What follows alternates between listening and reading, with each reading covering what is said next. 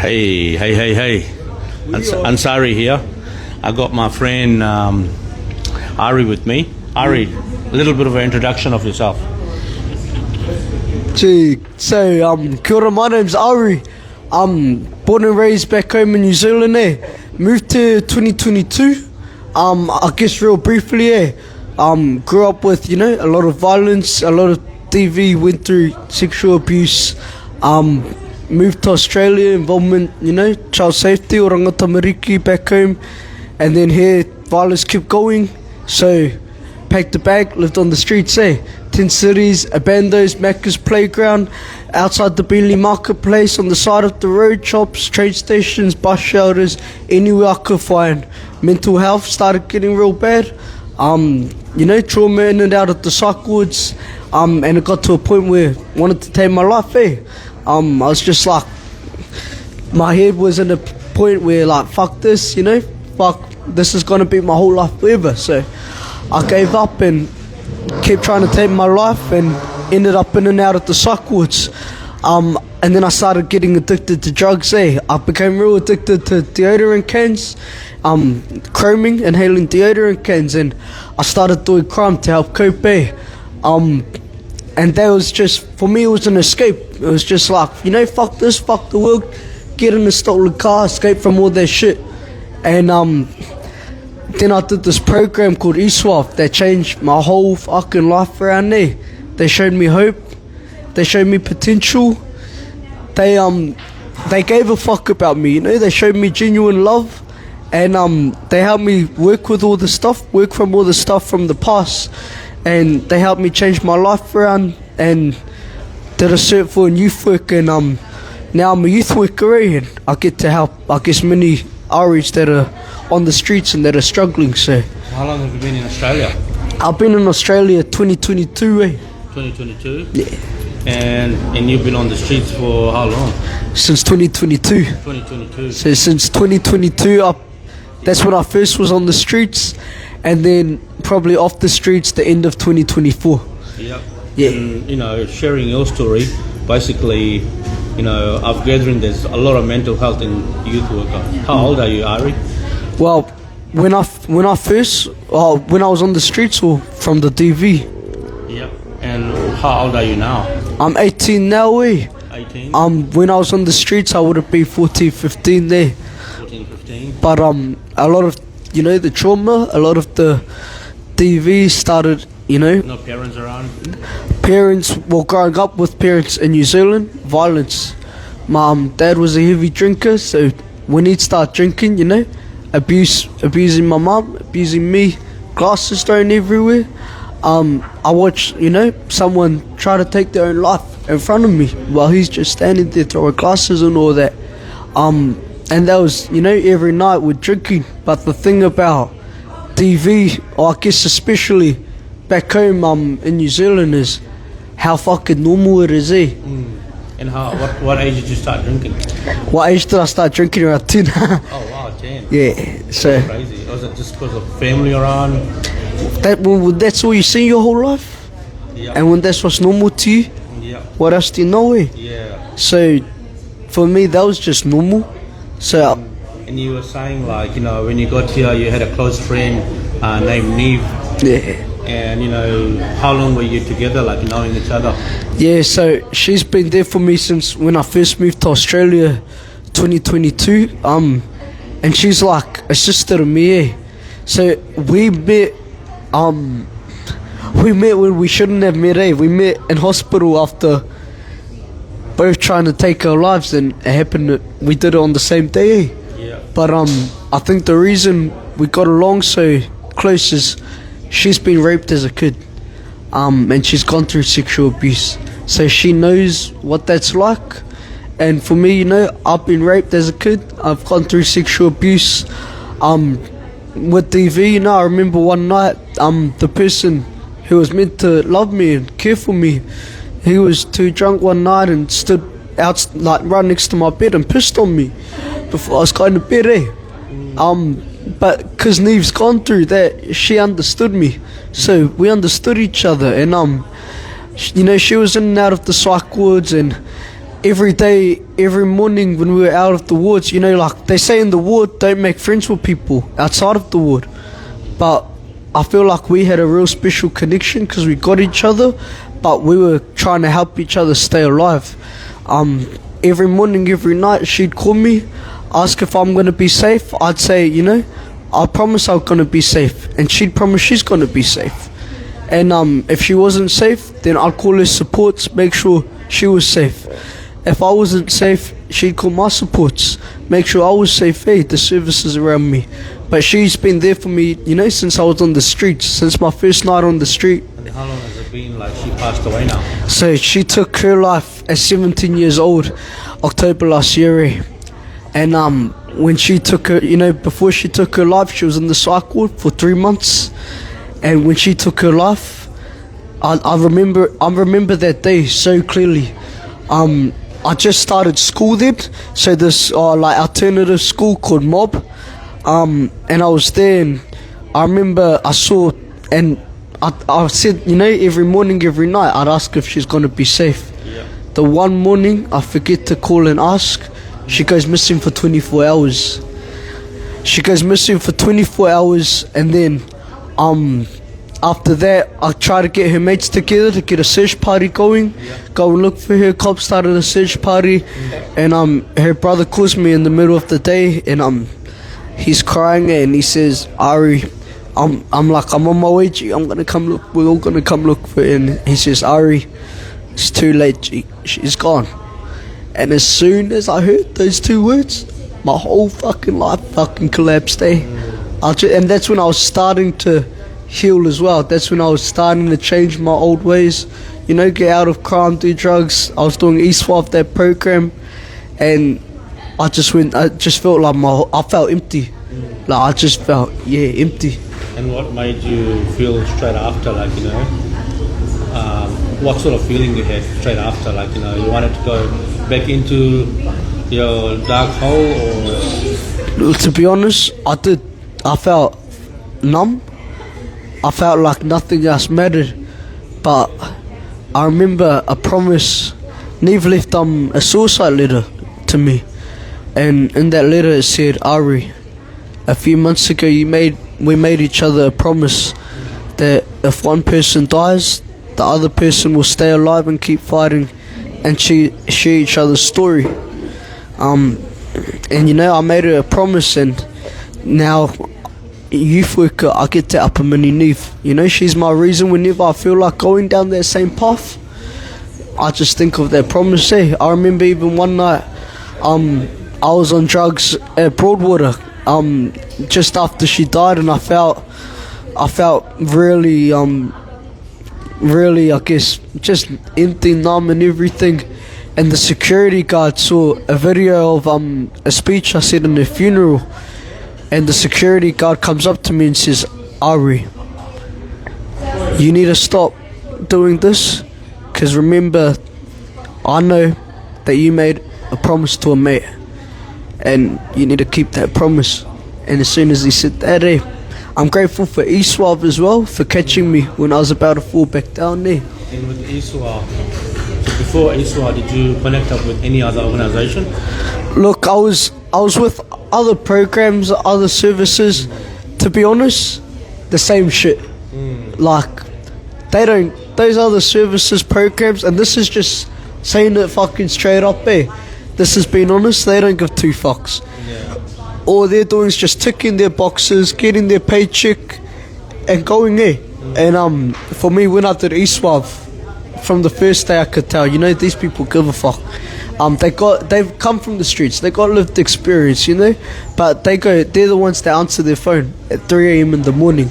No other service I've been with has done that, you know. The only place that's open at night is the watch house and hospital, and those are the two places I keep going in and out of, just for, you know, because that's where the only support was.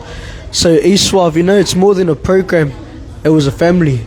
With other services, it just felt like a number. And I guess this is the problem with a lot of youth right now, is a lot of youth that's on the streets find it hard to go for help, because as soon as they walk into a youth service, they can tell straight away this guy's been through the streets, you know, this guy's had a hard life, and this guy gets me, rather than someone who's just read it off a book, and the young person's just there trying to get help, and it's just thinking, you've got no this is what I was thinking anyways, you've got no fucking idea what I'm going through, you don't understand what I'm going through, half the shit, you've learnt it off a book, why am I meant to trust you and open up about my whole life and all that? And that's the problem with services now, eh? Yeah. So the drinking culture, so when was the last time you drank? I'll be honest, I still drink. Yeah. I still drink. Still drink. The difference now is I can control myself when I drink. The difference now is I can pace myself when I drink. The difference now is I can drink responsibly. I can handle my piss, where now when I drink, I'm not just going and getting on benders and drinking heaps and then going and doing dumb shit, you know, in and out of the watch house cars and all that. Now, you know, weekend drinks here and there, you know, Yeah. celebrate, when you were in Binley, Pimpama area, you came across Men Up, right? You were talking about Men Up. Yeah. And what's the culture in Men Up? Look, I guess before I say this, I'm going to say this. I'm a Christian. I love the church. I think the church does an amazing job in the streets, an amazing job helping people. I know Destiny, and I know the Man Up program, and this is where it's sad, because they're actually a really good program. When it comes to on the ground street work, they're there on the grounds, on the streets, doing the mahi, doing the work. But the sad thing is that they have so much extreme views, I guess, and if you don't fit or align with those views, you get left behind, and that's just the reality. I've seen it happen. Yeah. If you don't align with their values, you get left The mix behind. of church and the Men Up really. They mix it up. It's really, what's the word, connected, Yeah. twisted. But that's sad though, because if it was just a program Man Up, without those views, without those extreme views, then fucking oath, they'd be amazing, because they're on the ground doing that. What other services? Merciful Servants doesn't mean job at that, on the ground doing that, but there's not really many others, and especially with that mentoring side and for young people. 100%. But then a lot of people feel like, oh, you know, when they do start to go off track, because when you're trying to change your life around, it's not easy, eh? It's a process. You don't just change overnight. And if you don't fit with the values, or if you fuck up, then if you don't align with their values, Yeah. cut them out. They cut you out. Rejection.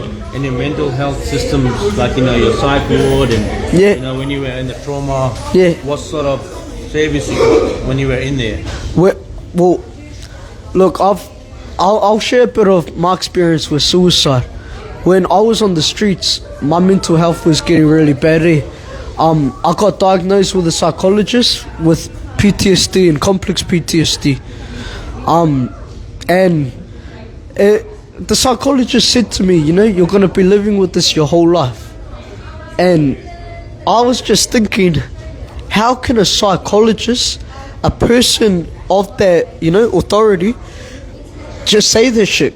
And it happens to a lot of young people, because then they believe it. I believe it, and they believe it. You know, I'm never going to heal from this. There's no hope, and especially for us who are faith, you know, and we believe in a God, and for that we have to have faith that things get better. But when someone in that position just says, "Oh, now this is your whole life. This is going to be stuck with you your whole life," it brings you down there. But the thing for me is, from being on the streets and from trauma I've seen, it was getting really bad to a point where I was trying to take my own life. I remember I've overdosed a few times, and I've been really close to death. I remember I didn't want to be alive. I was in survival mode from being on the streets. I couldn't see the future. I was just looking at day to day. I remember one night when I jumped onto the train tracks and I was lying under a train, and the cop said to me that you're so lucky to be alive right now, because there was a wire when you were lying under the train that was that much above your head, and if your head hit that wire, you would have been dead from the amount of volts. I remember one other night where I went onto the train tracks and I was standing on a bridge, And when I was standing on that bridge, they closed off the whole road, the cops, and I was going to jump, and the cops just yelled at me, you know, from above. And they were like, Ari, don't look down here. There's nothing for you down here. Look up there. That's where your future is. And that's when I started, you know, that's what hit me. And the thing about, you know, the mental health system is then you get taken to hospital, you get put in the psych ward after attempts, after poor mental health and all that. And the thing is, what changes in the psych ward? Fuck all, nothing. You're stuck in there for long periods of time with all your emotion, with all your trauma. All that builds up is anger. All that builds up is all those feelings.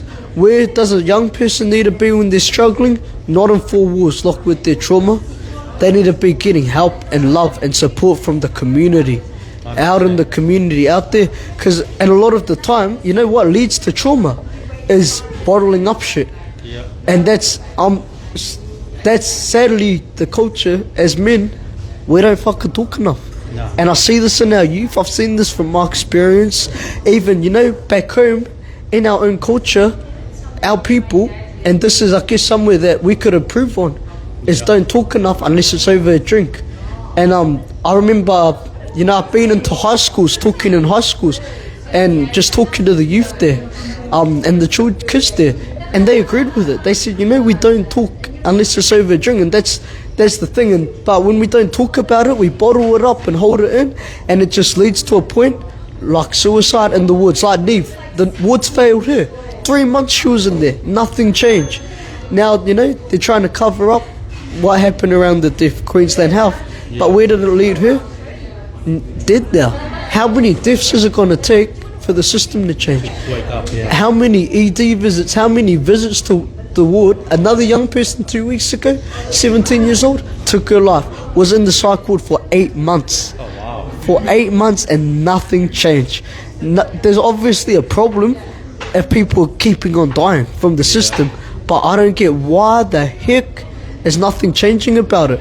But you know, it starts like, what can we do as individuals?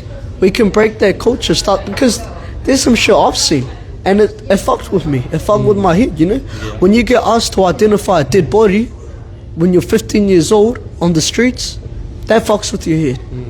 You know, when you see people get stabbed with knives and stuff on the streets that seems so normal, but that people just don't talk about because of their street culture. If you know, I know people say, oh, man up, you know, toughen up. No matter how much you man up, that shit fucks with your head. And it just New Zealand, the highest, apparently someone told me, it's highest rate of suicide. Oh wow. And I thought Australia was worse. Same, well, probably New Zealand and Australia. And it's sad because our people, if we look back at our culture and our tupuna, did amazing things. You know, they were built on whanangatanga, on community, on village. That's what we need for our youth, for our tamariki, for our rangatai, is to give that village, to give that community. Because one, you know, it takes a village, right, to save someone. Yeah, we've got to have, like, you know, I went to this African youth thing, and they have, like, you know, the African, you know, the whole village get together to celebrate for the kid.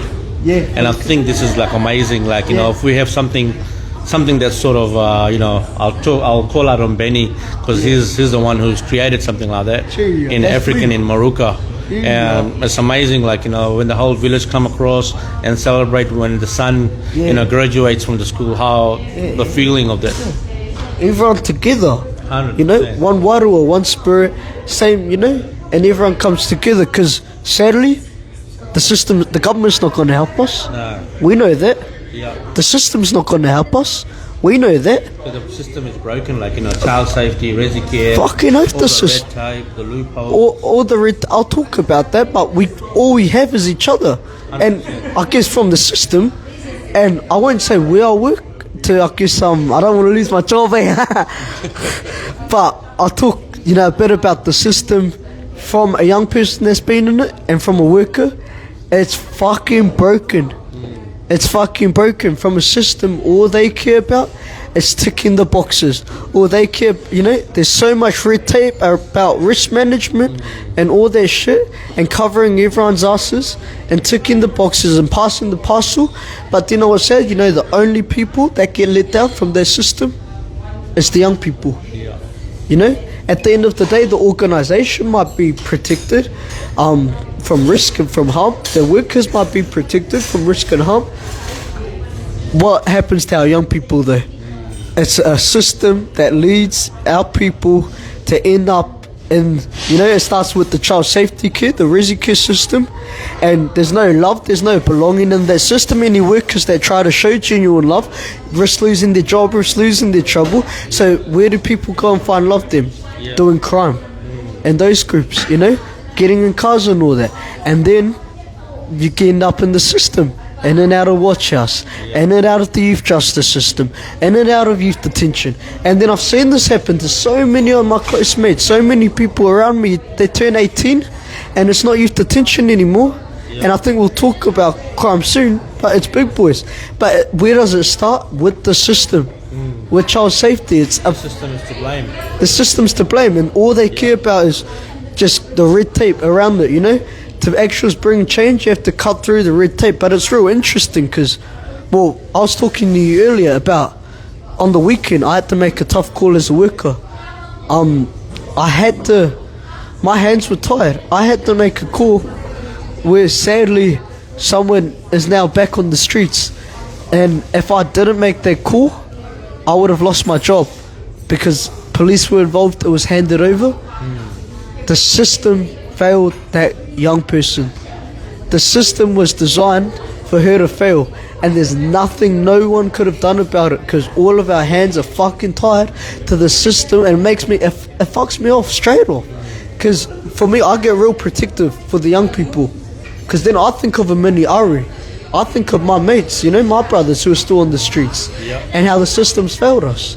And it's when there's all these loopholes, when there's all these barriers, what changes for a young person? There's young people that's been in system for years, and they say, you get this program for this behavior. They look at the behavior, but they don't see where the behaviors are coming from.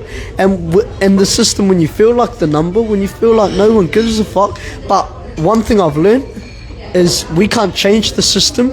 We can't.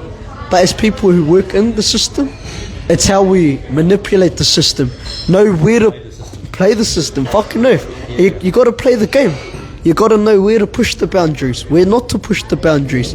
You got to know, okay, like, one step ahead, be one step ahead of the system. If something's brewing up, be one step ahead of it before the system catches it, and forces the young people to go through their policies and procedures. You need to be on top of the game. It happens in the youth shelter. Yeah. And happens in youth shelters, happens in resi care. You need. What about juvie? How safe is juvie? Youth detention. Well, I think of my experience when I was on the streets, I wanted to go into juvie because you get a bed, you get 3 meals a day, you get a TV in your room, you get all of that. But the thing is, the whole system, the youth detention system, is fucked. It's failed. But why is it that our people get more support in youth detention centres than out in the community? Why are people wanting to go into, because youth detention, you're going to school, you're getting support and all that, but then at the same time, and now there's all of this stuff coming in with adult crime, adult time, which is it's a band-aid, right? Because, okay, adult crime, adult time, sure, you put a young person who's doing crime and all that in youth detention. What happens when they come out?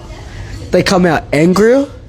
They come out knowing how to do crime more. Don't have fear. They don't have fear. They want to do crime more. They've been around people who do crime. They learn how to do crime more. And it's a never-ending cycle that just goes on and on and on until you turn 18 and go into big boys. Nothing changes. I know youth detention workers who's in the centre who say to young people when they're about to be released, see you soon. Because they know that they're going to come back in. So there's no positivity. There's no positivity, but when you're in there, it's hard to see that positivity. Why isn't there's really not enough programs and all that rehabilitation in the detention centers, yeah, there's a school, but why would young people who's in detention be engaged in doing schools and courses and all that? You know, that's all new to people who's going into youth detention for first. But it's sad because the youngest person that I know who's been in youth detention is 12 years old. Oh, wow. 12 years old. And you just think, what is that? You know, now I look at him 2 years later in the cycle, came out, wanting to do crime more. And I see people who, you know, before they go in juvie, you know, the nicest, don't want to do crime, maybe made a few mistakes, and they come out and it's just my best mate, one of my real close mates, who just came out. He's not he's not himself anymore. He's just, there's this big weight on him. There's this anger. He used to be, you know, outgoing, talking heaps and all that. Now he won't talk at all to anyone. What's that setting up our youth for? Yeah. It makes me angry, and that comes back to the child safety system, because then if you're taking people out of youth detention and putting them in the same environment, you know, back in the resi care system, back on the streets, what is that changing? It's the same environment. I mean, it's, you know, one of the saddest stories. I've seen a lot of shit on the streets, but I guess the one that hits me the most is seeing someone as young as 8 years old on the streets. His dad's dead. I've met his mum off her Over here in Brisbane. in Woodridge. In Woodridge, oh, wow. Off her face, mum's off her face on, you know, the gear and all that. Wouldn't even know his name. And 8 years old, and he was, you know, combing, inhaling deodorant cans and all that, but he was sleeping under a bridge. But do you know what's so powerful? He had a backpack on his back, and he would go to school. He had his uniform packed, and he'd go to school in the morning and come back at night and sleep under a bridge. He was scared to go in the child safety system because he's had, you know, he knows other people who was in resi care, and he didn't want to go do that. Oh, wow. And how? No concerns from the teachers. Nah, the teacher, he's street smart. Oh, wow. He's 8 years old and he's fucking street smart. But it pisses me off that now people feel like when they're on the streets, when especially that young, they feel like they can't even go for help because they know how broken the system is. You know, and this is the truth about the system. It's not the young people's fault. It's not the workers' fault. It's the system's fault. It's made to fail, and it's sad. That's crazy. And it's sad to hear as well, like, you know, the society we live in Australia, you know, if you look at it, there's so much, you know, so much there. Yeah. Money, funding, Yeah. but Where's the money going to? where's the money going? And they fund a lot of programs, but the thing is now, because there's so many programs applying for funding, and a lot of great programs as well, it's very split, the money, so each program only gets a little bit, but then there's no real change, you know, that can happen. But you think, where's all this money going to? They're building a train station in Pimpama, even though it's 2 minutes away from Ormo. And it's like all that money could be spent on helping save a young person's life. It could be spent on helping change the cycle. Because, and then, you know what's sad about the system is a lot of people, you know, and indigenous, it fails them. A lot of the people I've grown up with on the streets who are indigenous, no trust in the system at all. Because why would you trust at the end of the day, right? And the same age as well, 14, 15, 14, 15, and even for our culture, we know that we're living in a paka, in a white people system. Yeah. It's a white system designed for white people, and if you look at indigenous and how, you know, look after their children, nothing compared to a white people system. So now, you know, we've got our people going into systems that aren't designed for them, and they lose culture. And when you lose culture, what else do you lose? Identity. You lose your identity and you go and find it in other places. You go find it in drugs. You go find it in crime. And that's why I started a kapa haka, a cultural group, in Street University to help people on the streets connect back to their culture. you know, to give them a, you know, working on a performance, so they got something to look forward to. So you're saying you're gonna do haka next time. Haka, yeah. I come here to a haka. Do a haka next one. Yeah. Yeah, we'll be doing a haka. Next video, haka, but it's So the culture is, so you got different indigenous, Yeah. Pacifica, Kiwi. and so many different African. Yeah, African, but even say for New Zealand citizens, and this is like a big barrier at the moment that I'm sitting in meetings trying to find a solution, is if you're a New Zealand citizen, you can't get Centrelink. Yeah. So there's a lot of Māori and Pacifica that's on the streets who aren't a citizen, and because they're not a citizen, they can't get Centrelink. To be a citizen, you have to live here for 5-10 years, and you know, where do you get help from? Yeah. You're forced to work. But when you've got a criminal history, when you've got all of those stuff, when you've got addictions, it's hard to just find work like that. You know, it takes that village. 100%. So your life on the streets. Let's talk about life on the street. Loneliness, right? Yeah. The street smart. Street values, street mindset. There's so much crime happening, right? Yeah. They say adult time. Yeah. And how can we prevent all that sort of stuff? Start with the environment. How to start with the environment, start with the circumstance, because to be honest, like, a lot of, and it's sad now, a lot of people actually look down on youth, and they look down on people, on the streets and all that. When I was homeless, I remember getting labels, junkie and all that. People look down, but the people that I've met on the streets are some of the strongest people that you will ever meet. Do you know, from my experience on the street anyways, and from a lot of others that I'm speaking on, do you know, a lot of the time you're on the streets, you're actually alone. You're actually by yourself, For me, like, when I was sleeping in Macca's playground, when I was sleeping outside places, I'm alone with my thoughts and all that, and it's protective, right? You're in survival mode, you're protective. I remember Tent Cities, and like being lead Tent City next to the marketplace, it was like a community there though. It was like a family there, like all the adults staying in the tents there, I'd call them aunties, uncles, and if people this there, like on the outside, like 100, 200, 300. On the streets or in the Tent City? In the Tent City. In the Tent City, there was probably over 50. Over 50 in the Tent City. How was like young, 80% youngsters, or? There was, at the time I was there was about 10 other young people. 10 other young people. But that's only in one Tent City. Oh wow. The streets, it goes, that's one Tent City. But I remember, also staying in abandoned hospitals where there was other young people, outside, other places where I'd sleep, train stations where there's other young people that are homeless. Broken family. No parents around. Drug addiction. Broken. But the powerful thing, I guess, about the street community is, even though there is that side of violence and all that, and that's what people see, but people don't see the other side of this. People don't see the family side. People don't see how people on the streets look after each other. There's a saying, lost people, lost hearts, find lost hearts. And in the Tent City, we all knew we were doing it tough. I remember when it was pissing down with rain some nights, and the uncles, the older fellas, they would come and put blankets and towels over us young people's tents, so the rain wouldn't get through, and we'd all check up on each other. We'd have fires going through the night, and we'd all, look after each other. Like, the uncles would make sure that everyone in the tent was fed.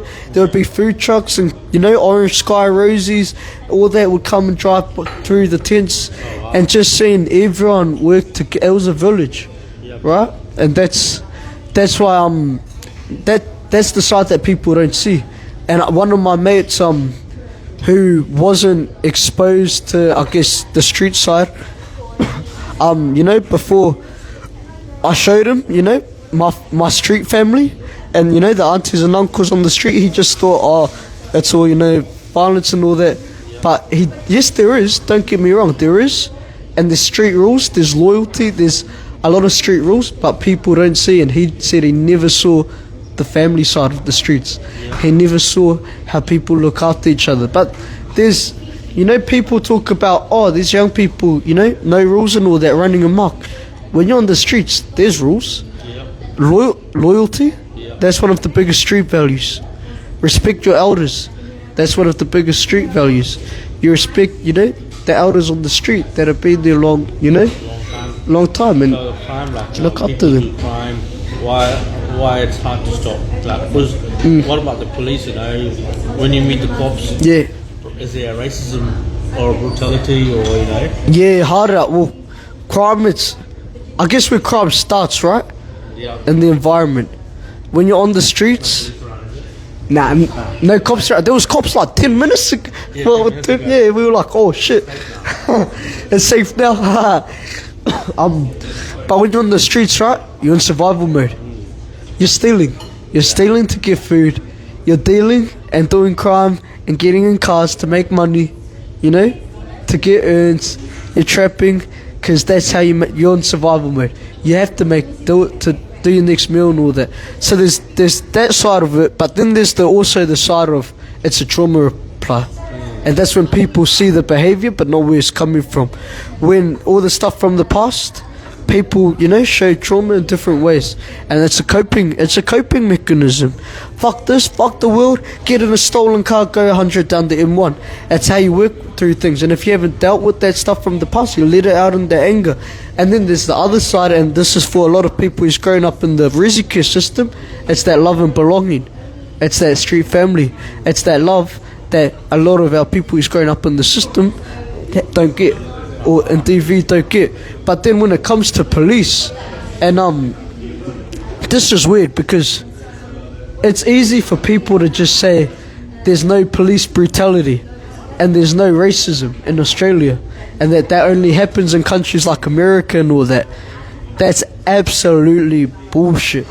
I've seen it happen. I've had it experienced to me firsthand. I'll give you an example. Even now, when I'm working now, I haven't done crime in a long time, you know. I'm working now. I've been out of the system.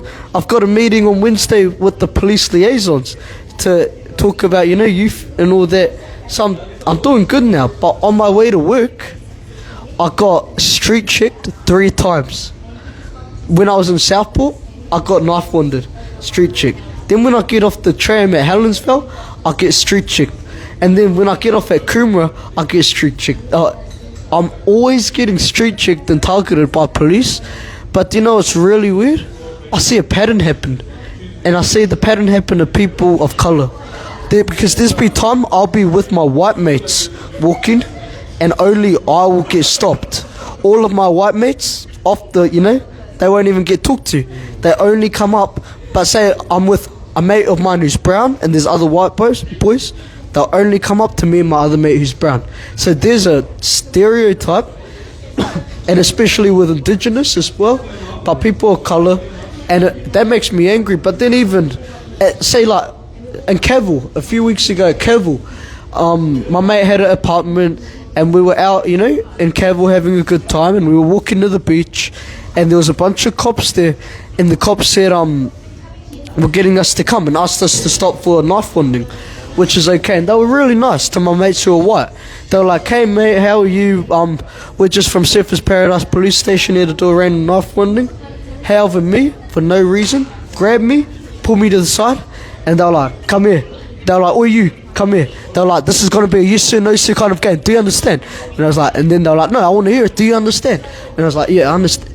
And then they start interrogating me, and then they put my name in the system, and an alert comes from the past, and I've got this alert, escalating violence with police from stuff from the past, from 2 years ago. And the cops are like, what do you do trying to grab cops' tasers, eh? What are you doing trying to grab cops' tasers? And then I'm like, oh no, that's from the past, I've changed now.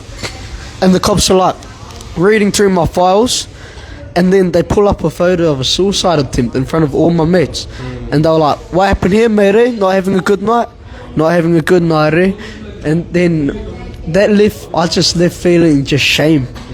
I remember once when I was getting pulled up by cops for, you know, mucking around with some mates, doing the wrong thing. But then cops took it, they pinned me against a wall, or in the paddy wagon, they pinned me against like the wall, were restraining me. While they were restraining me, they were holding my tonga.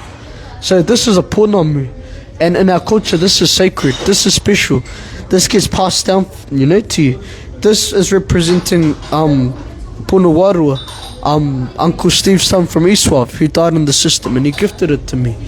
And once cops were holding me against the wall, restraining me, they grabbed this with their hand, and the cop said to me, if you don't stop misbehaving, this is going to come off because I'm going to cut it off.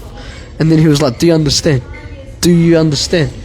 And then I said, yeah, because you have to do what they say, you know? Yes sir, no sir, you have to play the game. Because they, at the end of the day, they can do whatever the fuck they want to do. Especially because they're meant to turn their body worn cameras on. And I've seen this happen a lot of the time. They turn their body cameras off and make sure a lot of the stuff happens behind the scenes when no one sees.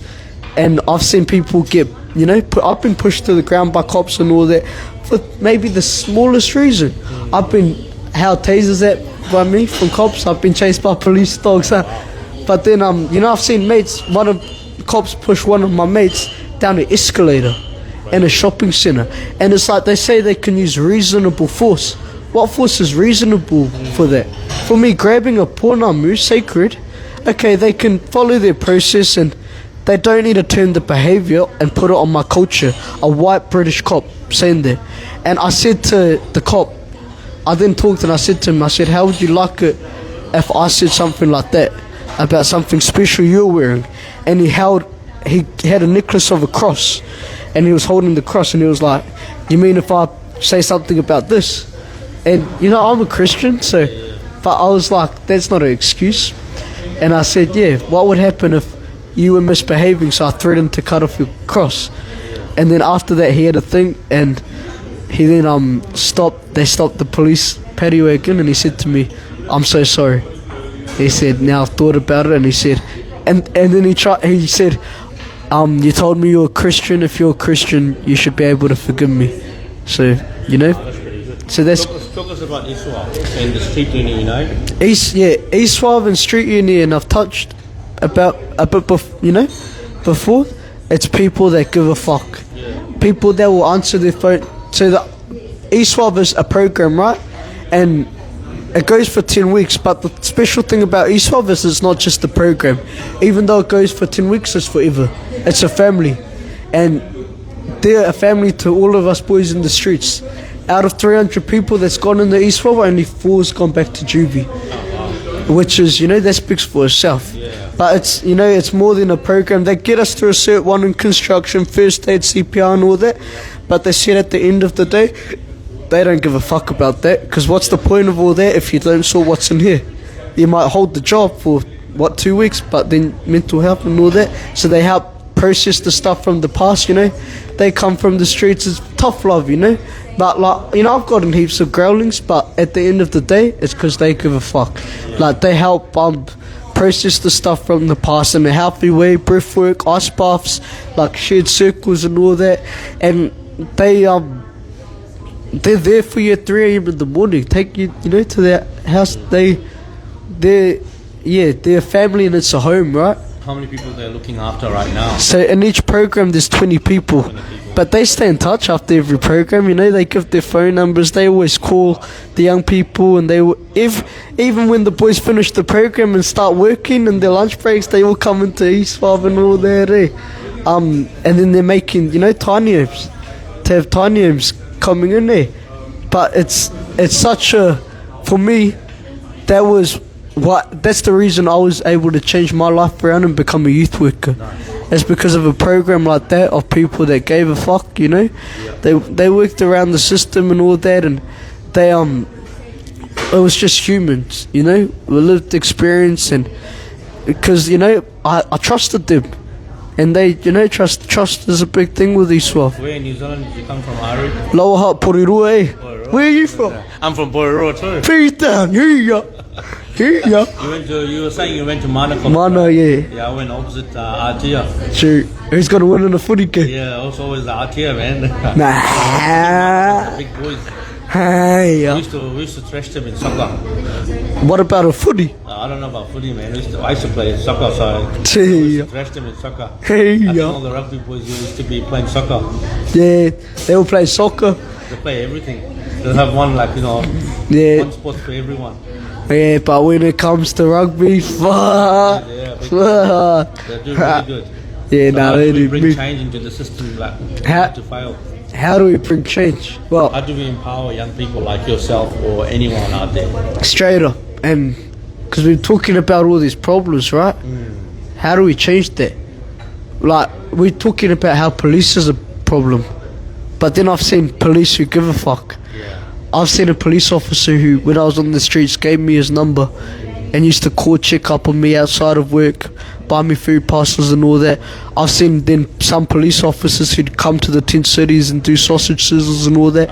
It's changing the whole, it's breaking the cycle, right? Because Mentality of respect. people's mentality, but it's people that give a fuck about the young people and show love. Yeah. For me, that's what helped me change my life around. Genuine love, people like Eastwave who gave a fuck about me and showed genuine love, but it takes a village.